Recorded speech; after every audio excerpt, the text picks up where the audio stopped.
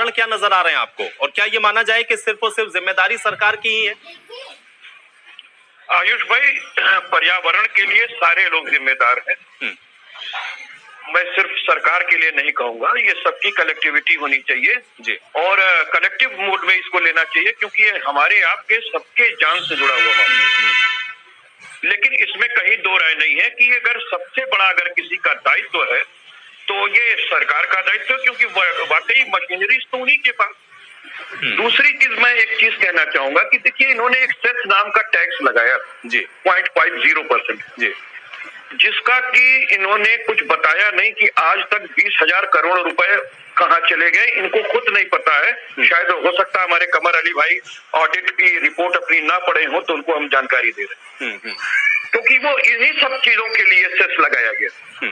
आखिर डेनमार्क जैसी जो कंट्री है या हमसे छोटी कंट्रियां एयर फिल्टर लगा करके वो अपनी संपोषणीय विकास को पूरा कर रहे हैं, लेकिन इन्होंने क्यों नहीं किया? 6 साल से इनकी केंद्र सरकार चल रही है, 4 साल से प्रदेश सरकार चल रही है। आप ये कहना भी चाहते हैं कि हमने किसान को सम्मान निधि 2,000 रुपए की दे दी। आप ये भी कहना चाहते हैं कि आपने 1 लाख रुपए का आपने आते ही माफ कर दिया। तो माफ कीजिएगा, ये किसान भी जानता है कि आपने जो समूचे किसान के लिए कहा था और कहाँ आप उसको लेकर के आए थे, कहाँ 1,86,00,000, कहाँ 80 लाख, और उसमें भी 1 रुपए 75 पैसे के भी सर्टिफिकेट आपने बांटे हैं। और क्योंकि मैं भारतीय स्टेट बैंक का पैनल एडवोकेट भी हूँ, तो बहुत सी लीगल चीजें हमारे हाथ के सामने से गुजरी हैं। बहुत दुखदाई है, किसान दौड़ता रह गया, उसके पैसे की कोई माफी नहीं हुई। इन्होंने बेस ईयर में ही फंसा के उसको रख दिया। दूसरी चीज मैं आपको कहना चाहता हूँ कि 2,000 की जो आप सम्मान निधि दे रहे हैं, 6,000 रुपए, समाजवादी पार्टी 500 रुपए पेंशन का पहले ही उनको सम्मान देती थी, 6,000 तो हम ही देते थे, तो आप क्या दे रहे हैं? दूसरी चीज, एक बात मैं ये कहना चाहता हूँ कि आप अगर किसानों के उतने शुभेच्छु हैं तो आप मुझे बताइए, आप पराली जलाने के लिए आप उन पर आपराधिक बात ले आएंगे, आप उनको दंडात्मक कार्रवाई करने जा रहे हैं। किस तरीके की आप 2 तरीके नीतियां लेकर के चल रहे हैं? और तीसरी बात यह है कि जब मशीनरीज आपके पास है तो आप इसका चीज प्रधान पे और बीडीसी सदस्य पे क्यों रोक रहे हैं? आपके पास जिला अधिकारी है, जिला अधिकारी के पास एसडीएम होते हैं, उसके नीचे नायब तहसीलदार और तहसीलदार और के कानून वो पटवारी सारे तो होते हैं। वो आपकी चीजें हैं, आप क्यों नहीं अगर अवेयरनेस का प्रोग्राम चला पाते हैं? बिल्कुल। कपिल जी, देखिए यही सवाल मैंने कमर अली जी से इसीलिए पूछा क्योंकि मैंने शुरुआत ही चर्चा की इस बात से की कि कलेक्टिव तो रिस्पॉन्सिबिलिटी है, लेकिन अब मशीनरी आपकी, तो भाई जिम्मेदारी तो आपको उठानी पड़ेगी ना, और जनता ने जिम्मेदारी और जवाबदेही के लिए आपको बैठाया है। ठीक है कपिल जी, मैं आऊंगा क्योंकि आपने अब बात 15 साल आपने कहा कि 15 साल पेट्रोल ठीक है, गाड़ी जो है वो चलेगी। असर होना चाहिए था ना। देखिए कमर अली जी, अगर प्रदूषण का लेवल लीजिए।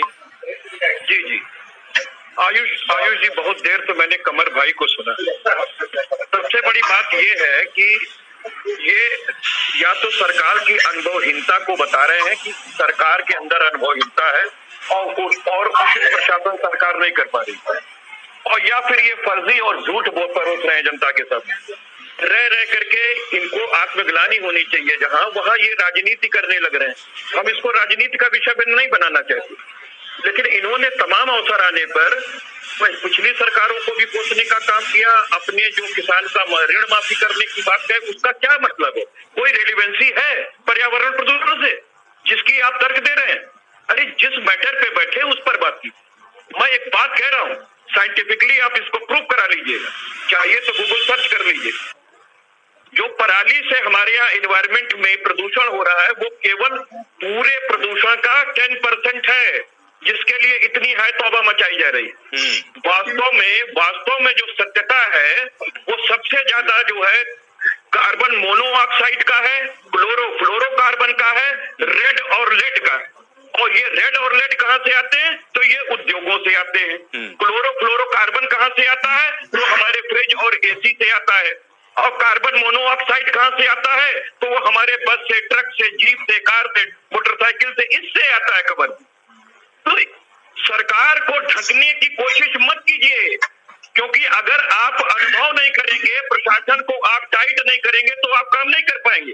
और आप उन बेचारों पे कोड़ा चलाना चाहते हैं जो कि गरीब किसान है। हमारे देश में 80% से ज्यादा तो गरीब किसान है, और आप उन किसानों के ऊपर आप जो है FIR कराएंगे, उनको आप जेल कराएंगे, उनकी आप बेल कराएंगे और फिर वो महंगे और सस्ते वकीलों के चक्कर में फंसेंगे और तमाम चीजें दौड़ते रहेंगे, खेती बाड़ी छोड़ देंगे। ऐसे देश नहीं चला पाएंगे कि कानपुर में मैंने ये बंद करा दिया, गोरखपुर के अंदर आमी नदी पे आज से आंदोलन नहीं हो रहा है और यहाँ गीडा के अंदर तमाम फैक्ट्रियां लगी हुई हैं, बिड़ला तक की फैक्ट्री लगी हुई है। किसानों से लेकर के श्रमिकों ने तमाम आंदोलन किए, लेकिन आज तक आपकी पार्टी में इतनी सी भी जू नहीं रही है कि यहाँ पर ले आकर के जो है कोई कार्रवाई की जाए। और अभी हाल की रिपोर्ट बता रहा हूँ कि आपको ग्रीन ट्रिब्यूनल ने कतार लगाई है और फिर भी आप नहीं समझ पा रहे। मैं इसलिए कहने की बात कह रहा हूँ कमर भाई कि आप पॉलिटिक्स इसमें बीच में घुसेड़ रहे, मत घुसेड़िए, उस लायक नहीं है आपकी सरकार की पॉलिटिक्स कर पाएगी। जहां पर सीधी प्रभाव सीधे जनता के ऊपर पड़ रहा है तो आप उसको माफी से जोड़ रहे, ऋण माफी से। और ऋण माफी भी आपने किस सन का किया, आप बताइए मुझे, किस सन का ऋण माफी किया आपने? 2016-17 का किया, 2015-16 का किया, 2017-18 का किया, किस वर्ष का किया आपने? बताइए। बिल्कुल मैं बता। चलिए ठीक है कमर अली जी, आप जवाब दीजिएगा इसका, लेकिन राकेश टिकैत जी से भी मैं एक सवाल ले लेता हूँ। राकेश टिकैत जी, क्या किसानों के पास वाकई मैंने आपके 15 साल का बता दिया, 15 साल गलत बता रहे हैं कमर अली जी, भाई प्रदूषण बहुत है। कमर अली जी देखिए प्रदूषण बहुत है, मुझे लगता है कि आज मायावती और मुलायम सिंह पर ना ज्यादा प्रदूषण कर रही है, क्योंकि प्रदूषण वाली हवा आप भी वही हवा इनहेल कर रहे हैं, वही हवा मैं भी ले रही है। कमर अली जी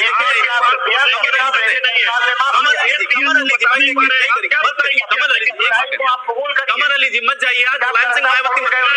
कमर अली जी मुलायम सिंह मायावती मत करिए, मुझे बताइए भाई प्रदूषण बढ़ा हुआ है, प्रदूषण बढ़ा हुआ है, वो कब बढ़ा हुआ है? जब लॉकडाउन में हमने देखा कि हवा की गुणवत्ता इतनी बढ़िया, मैनेजमेंट क्यों है और बताया क्या है? नहीं ठीक है, मुलायम सिंह मायावती बोल रहे हैं कैसे नहीं होगा? कमर अली जी कैसे नहीं होगा? कमर अली जी इससे प्रदूषण नहीं कम होगा।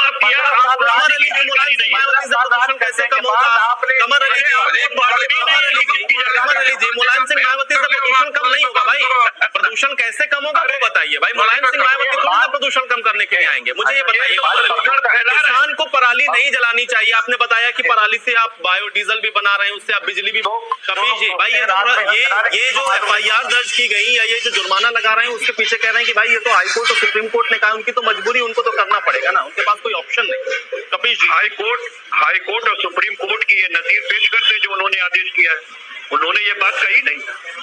वो सिर्फ ये निर्देश दे सकते हैं कार्यपालिका को कि इस पॉल्यूशन को आप किसी भी तरीके से रोके। अब आप दंडात्मक रूप से FIR दर्ज करेंगे। आपने सुप्रीम कोर्ट और हाई कोर्ट की तमाम आदेश का अनुपालन क्या सुनिश्चित किया है? आज तक नहीं किया है।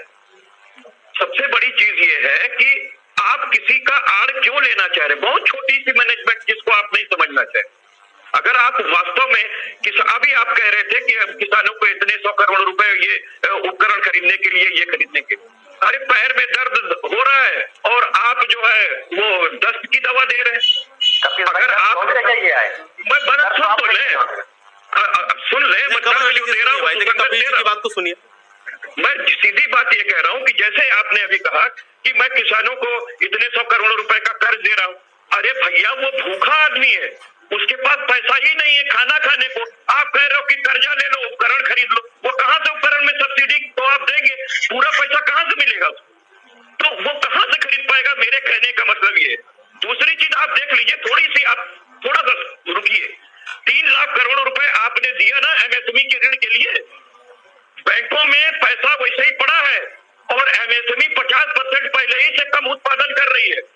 जो 100% उत्पादन कर रहे थे उतनी मांग नहीं है बाजार में, तो जब वो 50% पहले ही कम कर दिए और अपने यहाँ से छटनी कर दिए आधी आदमी की, तो वो क्या अपना काम बढ़ाने के लिए आपसे कर्ज लेने जाएंगे? ये बेवकूफी बड़ी सोच है, ये उल्टी सोच है। इसीलिए कह रहा हूँ भाई, या तो आप अवेयर करेंगे या तो आप देंगे जाके। अगर कहना है कि भाई आपको जरूरत है तो आप ले लीजिए आके हमारे पास, ऐसे थोड़ी ना चलेगा।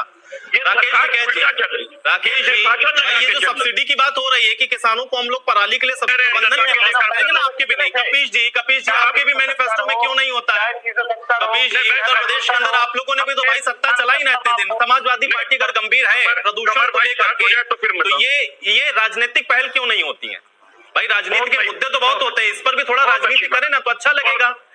बहुत अच्छी बात आपने, वातावरण पर राजनीति करेंगे बड़ा अच्छा लगेगा, कम से कम कोई पार्टी तो कम करेगी आकर के। कपीश जी, हम लोग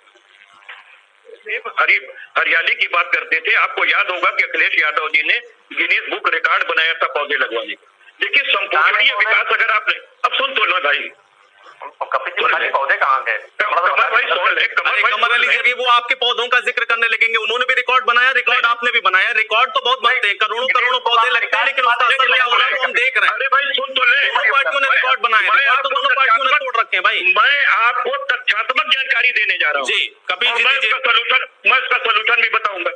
कमर भाई अगर सुनना चाहे, राय मशवरा लेना चाहे तो वेलकम कर ले। आपका सुझाव सर रास्तों पे, हम लोग सुझाव लेने वाली पार्टी हमारी है। नहीं आज तक नहीं मांगा आपने, फिलहाल मांग रहे तो दे रहा हूँ।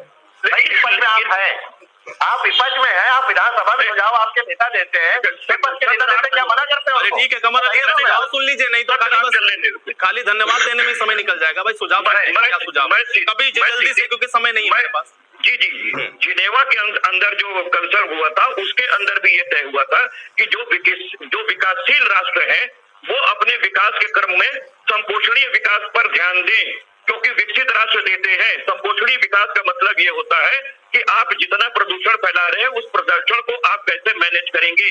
उसके लिए दो तरीके की चीज होती है, एक प्राकृतिक रूप से होती है और दूसरी मशीनरी रूप से होती है। तो मशीनरी रूप से अगर आपको सीखना था तो आपने सेस रूपी जो टैक्स लगाया था, जिसका 20,000 करोड़ रुपए पिछले वर्ष तक का ही 2019 तक का नहीं पता है कि कहाँ गया। मैं उससे कह रहा हूँ कि आपको एयर फिल्टर लगाने चाहिए थी, जैसे डेनमार्क और श्रीलंका के अंदर लगे हैं, इंग्लैंड और ऑस्ट्रेलिया के अंदर लगे हैं।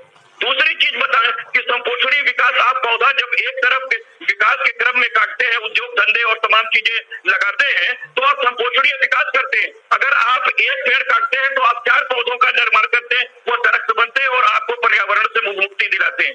जो क्लाइमेट कंट्रोल की बात अभी हमारे किसान भाई कह रहे थे टिकैत जी, वो 100% कह रहे थे सही, भले वो किसान हो, लेकिन उन्होंने आपके सामने एक वैज्ञानिक वर्जन रखा था, शायद उसको हम और आप नहीं समझ पा रहे हैं। ये पराली का कारण नहीं है। देखिए इसी के साथ ये चर्चा मुझे समाप्त करने की क्योंकि समय नहीं है, लेकिन हालांकि आप जो सुझाव दे रहे हैं मुझे लगता है कि ऐसा नहीं है कि ये सुझाव इनके पास नहीं है, लेकिन समस्या असल में वही है ना कि उसको इम्प्लीमेंट कैसे करेंगे। क्योंकि जानकारी आपके, शुक्रिया आप लोगों का समय निकालने के लिए, चर्चा का हिस्सा बनने के लिए। तो हालांकि एक बार फिर से पूरा दिल्ली